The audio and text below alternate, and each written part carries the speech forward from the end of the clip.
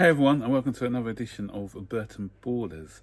And Inter Milan have rejected Chelsea's offer of £85 million plus Marcus Alonso, but they're willing to accept an offer of £70 million without Marcus Alonso.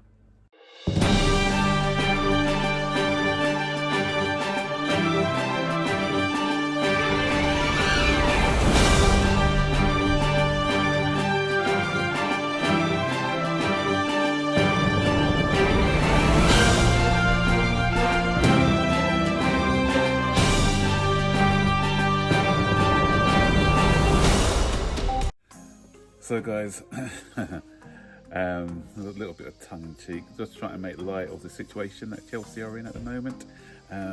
Chelsea have had a third bid turned down for Romelu Lukaku, and a lot of our fan base are getting frustrated at the way that the window is going.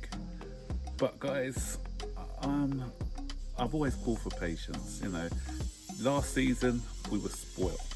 So that's what everyone is expecting from this season, that we'll just click our fingers and the transfers will come our way.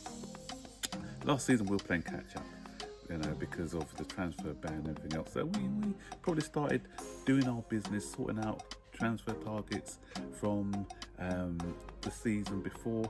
So we had all our ducks in a row, we had everything in place to make our moves. And the most difficult move of the window was the Kai Havertz deal, and the reason why was because he's, you know, a top class player. So that one dragged on and on and on until it was eventually pulled off. So, and we've got to remember last season as well, we had the pandemic. Not a lot of people were able to do business. We were in the fortunate position of having that money from last year's budget to spend. So we were able to steal a march on our rivals, and we were able to exploit the fact that people couldn't do business and that people were short of money by getting in our targets. This season, okay, the pandemic is still going on, but with what the future holds ahead, with supporters allowed back into the ground, teams are now have a little bit more money to spend, and the people that Chelsea are going for are top-end players. Last season we were able to pick up, I'm not saying last season we didn't pick up top-end players, because we did, but there were easier transfers to pull off. For instance, Thiago Silva, still one of the best defenders of his era, but he was on a free transfer, so that was an easier deal to do. So Hakim Ziyech, that was another one, because of the disappointment of what happened in the Champions League. He was willing to accept a new challenge, so we were able to do that deal early. Even if you look at the Werner one, Liverpool were the favourites to get him, but they just didn't have the money to pull that deal off for him, and so Chelsea came in and took him from Liverpool. Ben Chilwell, eventually Leicester budged on the valuation of 80 million. So, you know, so there were certain deals that we were able to get through the door. We need creme de la creme, as I said before, and the issue is with this season is that we are looking at players who the selling club do not want to get rid of. So they are more determined to dig their heels in. So this Lukaku situation is not going away, and eventually he's probably going to be the striker we get if we put in a higher bid. 85 million plus Alonso isn't what they want, but if we put in maybe 95 at an extra 10 million, then maybe we can have a deal, because there's other reports saying that Inter will not sell for less than 100 million, for less than over 100 million euro.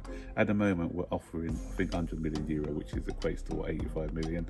So we need to go beyond that if a deal is going to be put in place. I mentioned it in my video yesterday that a lot of Chelsea fans are not happy mainly because they want Haaland, and they are saying, why don't Chelsea just throw the money at Haaland? You know, we know what Dortmund want, why don't we just throw the money at Haaland? That it's Roman's money, he can do what he wants with it. But you know what, guys? Chelsea are still a business, yeah? We've got to understand that they're a business. So everyone's saying, oh, Roman can afford it, it's his money, etc., etc. He still needs to comply with the fair play rules. You know, they haven't gone away. A lot of people think they've gone away. They haven't gone away. We still need to comply with these rules, and so we've obviously done the sums. You know, people want Chelsea to be self-sufficient. A lot of people said, you know, they don't want to be relying on the owner.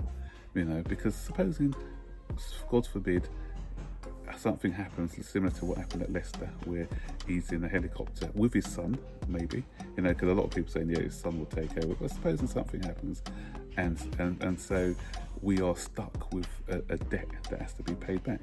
So we need to be self-sufficient. We need to be responsible in the way that we do our business as well. So yeah, we want Haaland. We all want Haaland. I want Haaland. I've always been cautiously optimistic because I think the problem is as well, a lot of our fans were so gassed at the fact that we may be getting Haaland. They were fed a dream by a lot of people in the social media arena and journalists that this was possible. So they started to believe in it. But, you know, that's why I say I don't get excited about anything until we're into the latter stages, and that's the contract has been signed, because, you know, you get yourself on a high, and when things don't happen, you go down on, you know, it's a mighty fall. So with this situation, the board are trying, you know, I believe, you know, I don't know what's going on. No one knows what's going on apart from some of the reports that you read. So I think that there have been discussions with Dortmund. Dortmund are always a stubborn team. They've always been a stubborn team to deal with.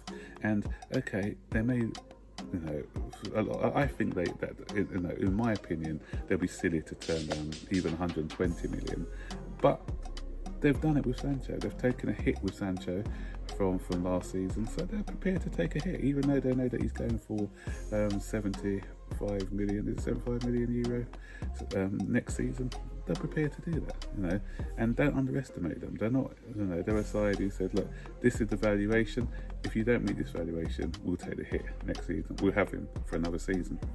Haaland is not pushing to go, so, you know, everyone blaming the club, whatever, saying if they don't get him, it's a failure. Why? You know, the club are making an attempt to buy him, you know, and people saying that we're not putting in an official bid or anything.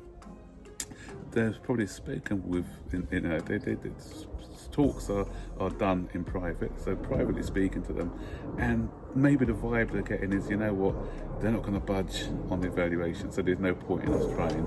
Haaland is not pushing for a move, so and they may even be thinking, is he just using us as a stepping stone? Does he really want to weigh up his options for next season, where he can have a pick of all the clubs, and maybe he doesn't quite feel that Chelsea are good for him at this stage of his career. We don't know what the discussions are. So before we start making up assumptions and saying Marina out, the board are rubbish, and this is a terrible window, let's not judge, because, as I said, nobody is privy to all the facts. So, you know, one thing I know is that my club are trying to get a top-class striker, and there's not many out there at the moment. So, you know, there's a small amount in the market, and so it's a call for patience. We may not even get anyone at the end of the day, but as long as we make the effort to buy somebody, then yeah. So what can we do? You know, what can we do? If you wanted something, you really wanted something, say that you saw this car or house that you wanted, and you've tried to negotiate with the owner, but the owner's saying, you know what, I don't want to sell, or they give you a fantasy figure to say, if you want this, you pay double for it. Would you do that? Would you do that with your money? Will you pay double for something that you know that you may be able to get next season, or would you go for the next best thing? You know, think realistic, think logically, think how you would feel in that certain situation before sort of judging like the club. How would you do? Would you pay over the odds? None of you would pay over the odds for something double the amount, no matter how badly you want it. So that's the sort of thing that we got to look at before, you know. And it's a lot of immaturity going on, and people taking out their disappointments just because we can't get that shiny new toy. And even if we do get Lukaku, who's to say that he's not going to be a success? You know, we need someone who can put the ball in the back of the net. And if you look at Lukaku's numbers over the last 2 seasons, this guy knows where the goal is. You know, this guy will score a lot of goals in this setup. You know, so you know, don't take your disappointments out on Lukaku because we can't get Haaland if he does come. You know, you can see it. You know, he misses an easy chance. People are going to be calling for Haaland. See, I told you we should have got Haaland. You know, you don't know how Haaland would have done if he came to Chelsea. You know, just because he's putting out those numbers now, he may come and not be an instant success. So what do we say then? You know, so I'm calm on the situation, unlike a lot of our fan base, because I believe the club are trying their best to get a striker. And hopefully we do get one. If not, then not for the want of trying. So stick your comments in the comment section below. Let me know what your thoughts are on this situation, and I'll see you guys on the next video. Take care.